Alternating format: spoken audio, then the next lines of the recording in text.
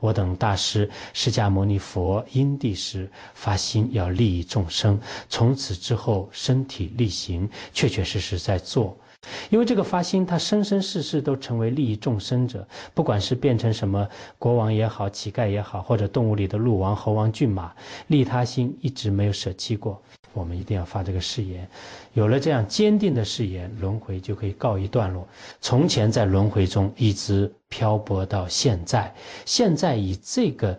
为界限，这一辈子开始发心，虽然自己是具一切烦恼的凡夫，但心的力量非常强。以后阿赖耶上的种子会苏醒的。华智仁波切说，宁玛巴一些大德的教言讲过，身语的善根不重要，心的善根最重要。是真正因为有了心的善根，哪怕是变成飞禽走兽，善良的本性也不会舍弃，对周围的众生都有一颗善心。所以从今天开始，我们也这样发愿的话，生生世世这种善根都不会退的。